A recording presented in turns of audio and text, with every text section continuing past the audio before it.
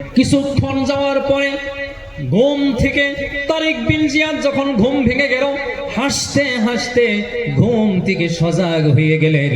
সাথীরা বললেন, আপনি ঘুমের যখন গেলেন তখন পরেশান ছিলেন, কি এমন দেখলেন, খুশি হয়ে গেলেন কেন?